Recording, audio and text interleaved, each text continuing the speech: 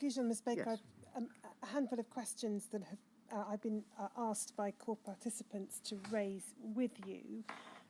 The first goes back to the issue of the HIV funding received from the Department of Health and Social Care.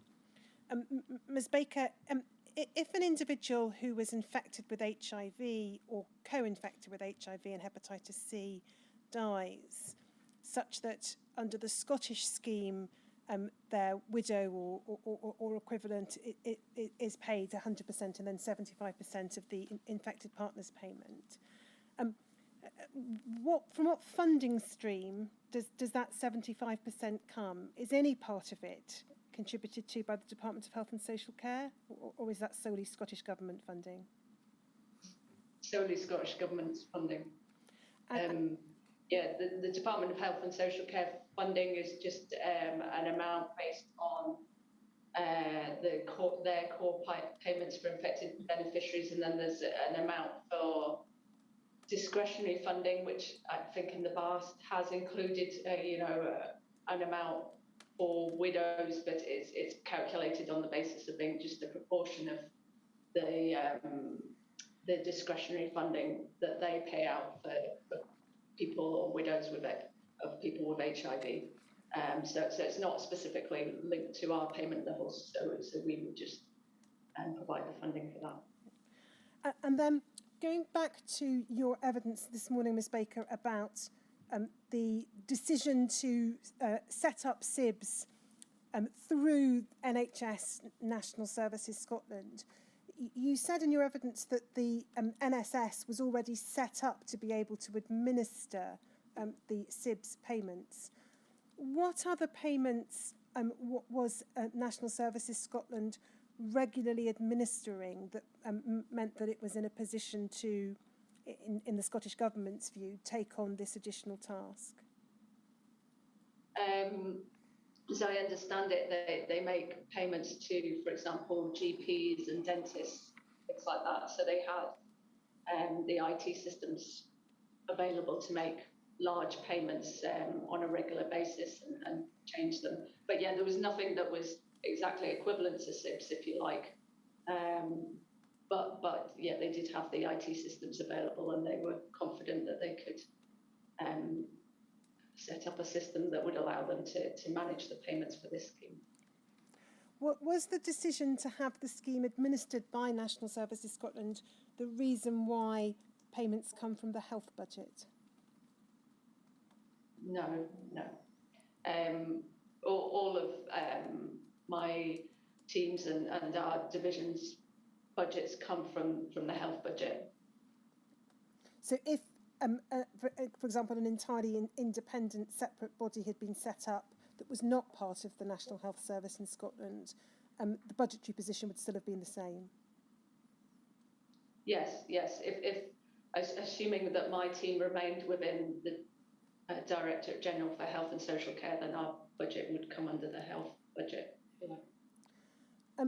And then these questions are still for you, Ms. Baker.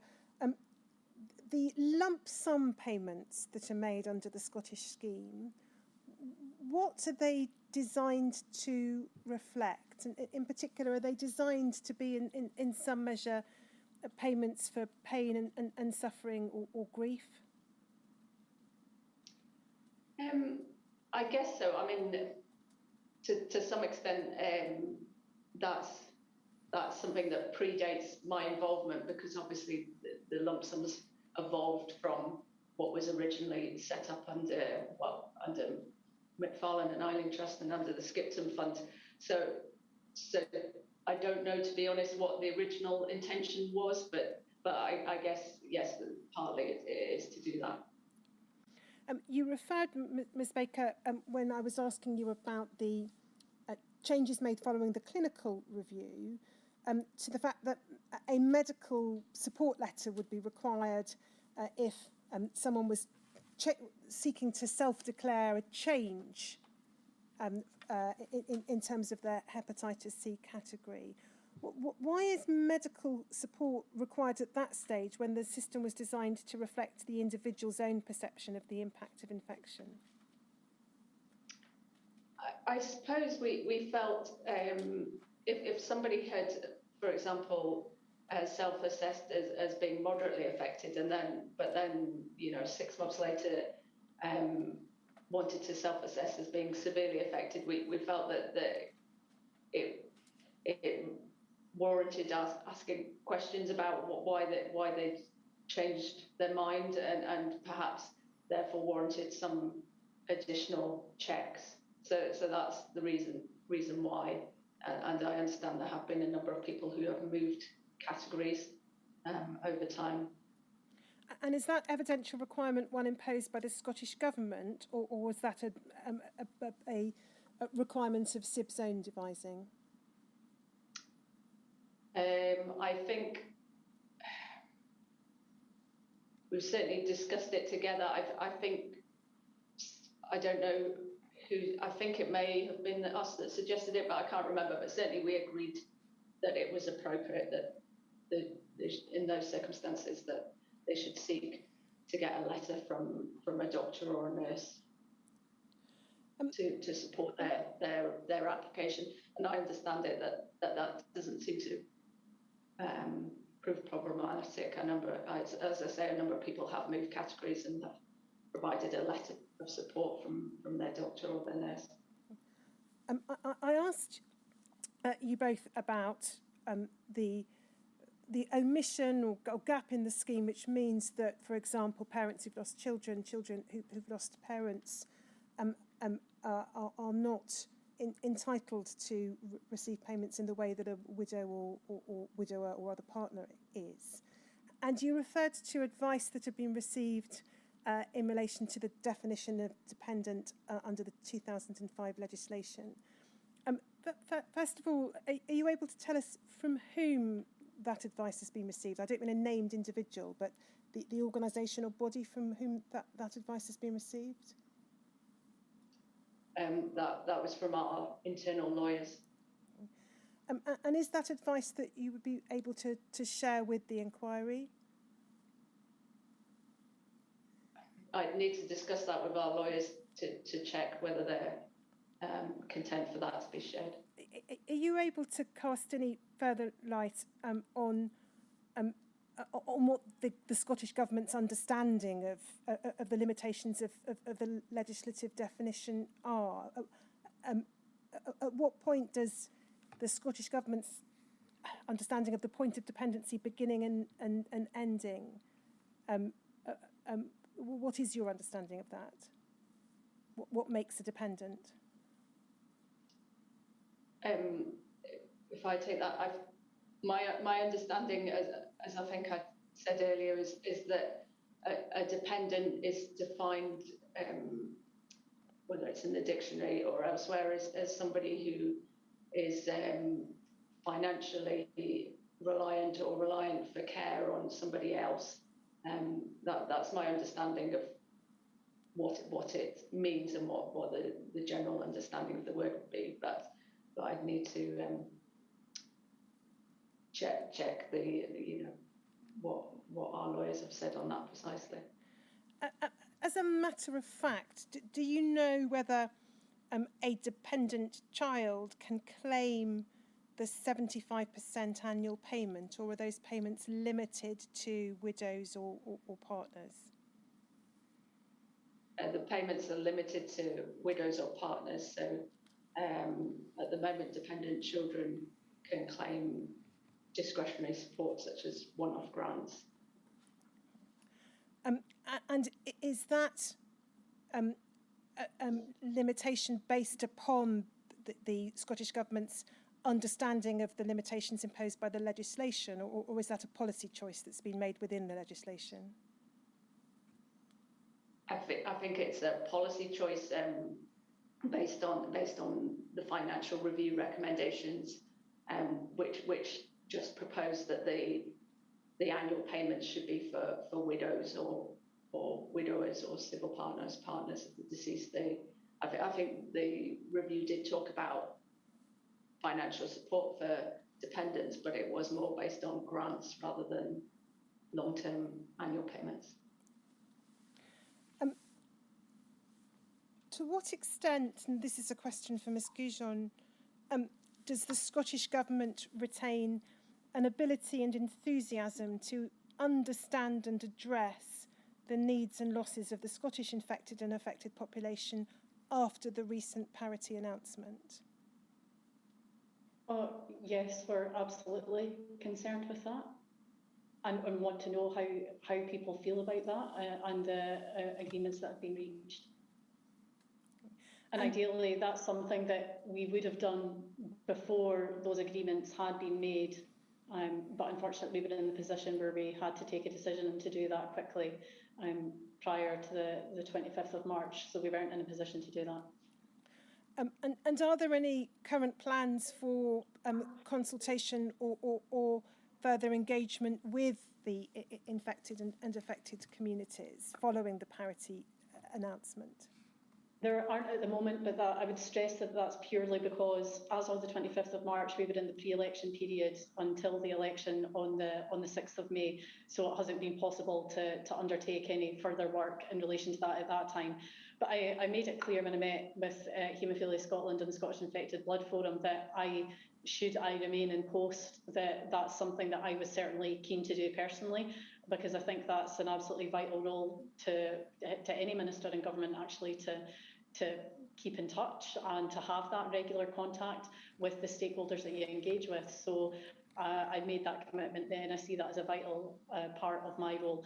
But yeah, it's purely because of the timing and because of the pre-election period that those discussions weren't able to take place.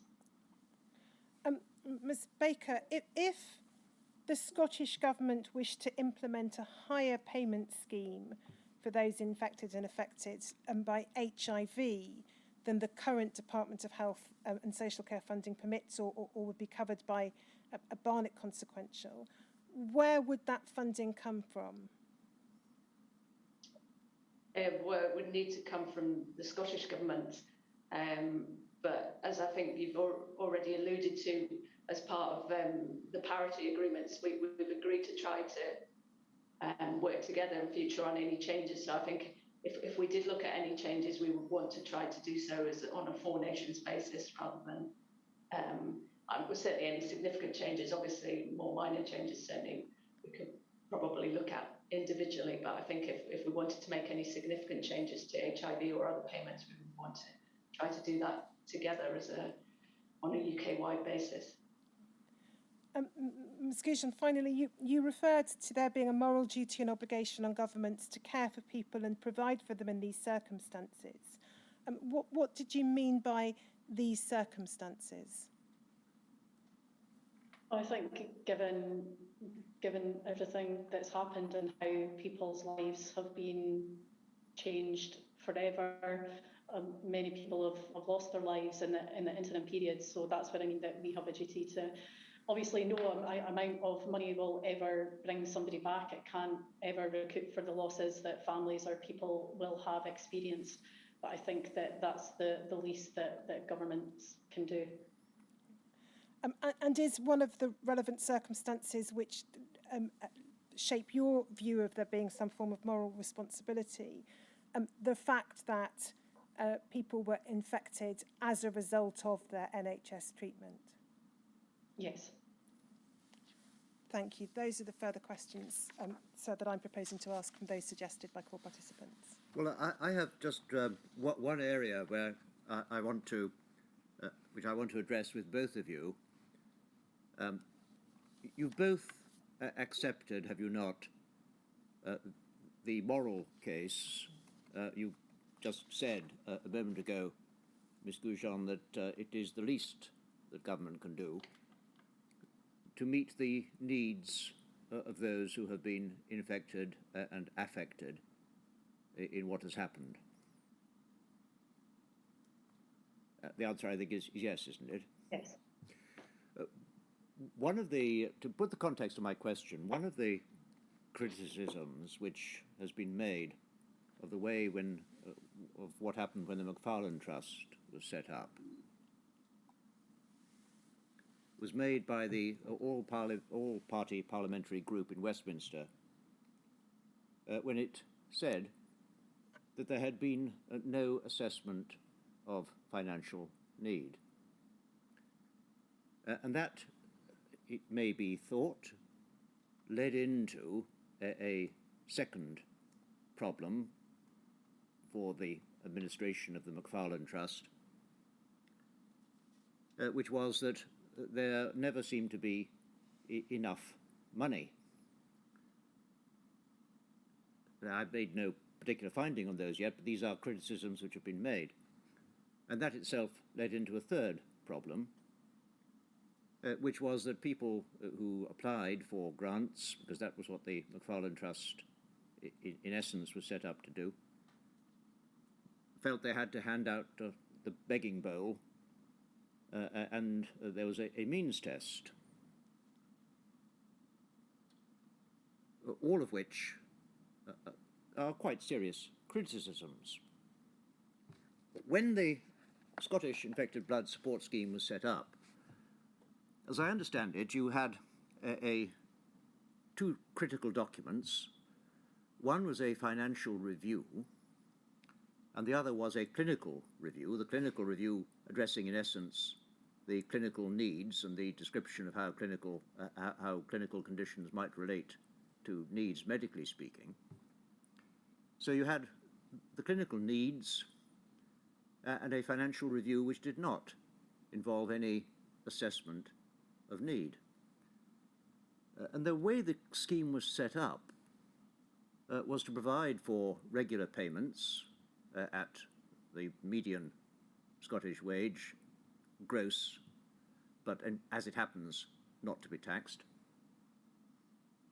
but also to provide grants.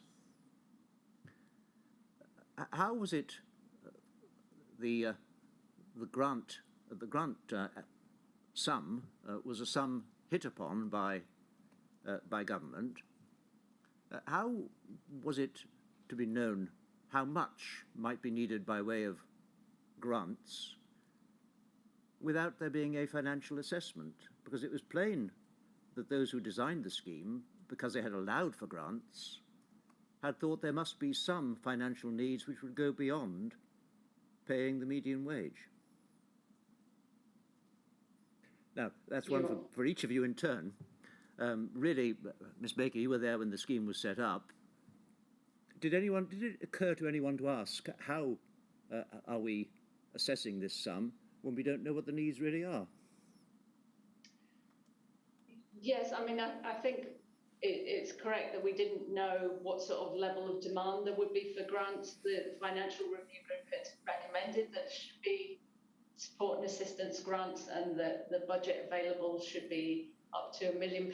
So we did allow for that, although in fact the demand wasn't actually as high as that. But before we set up the scheme, we didn't know whether there would continue to be significant demand. We had assumed that most people interested or seeking grants and income top-up support would be the ones who weren't getting the annual payments, and that was correct. And we encouraged the people who weren't receiving annual payments initially, although they are now in most cases, to be the ones seeking support through the one-off grants or income top-up support, living cost supplement, and so on. So we did encourage them to do it, but before people transferred over. Sorry, exactly. we've just lost the transmission there for a moment. Do you want to start again? Sorry. That last sentence or two. All right. Yes, I was just saying that we didn't know before we set up exactly how many people would apply or what they would want in terms of grants. But I think the demand for the one-off grants was fairly limited. There were quite a few people seeking income top-up support initially, although once we brought in payments for people with chronic hepatitis C and their widows and partners, then that changed, and hardly anybody was receiving income top-up support after that. So the level of demand for the grants has certainly dropped away since the scheme's been set up. And really, the question which arises out of it for you, Ms. Gougeon, is, has anyone suggested to you that perhaps at some stage since the SIBS was set up, there ought to have been an assessment of the need which it was designed to address and which it was the moral obligation to address. I haven't had that suggested to me so far, no. That's all that I had to ask. Thank you very much. I'm going to just ask each of you in turn if there's anything you wish to add. Ms Baker, is there anything that you wish to add to your evidence? No, I don't think so. Thank you. Ms Gougeon. Yes, if it's possible for me just to make a short comment. I suppose I really just wanted to say that I know that I've only been responsible for this area for a short period of time, but I can see how awful and devastating infected blood has been for many families, and including many families in Scotland. And in March 2015, the First Minister, Nicola Sturgeon, apologised to all those who were infected or affected. And I really just want to take this opportunity to reiterate that apology today and to say a sincere sorry to everyone who's had to deal with the devastating impact of infected NHS blood and blood products. While we can't change what's sadly happened in the past, the Scottish Government continues to be determined to make sure that these terrible events don't happen again.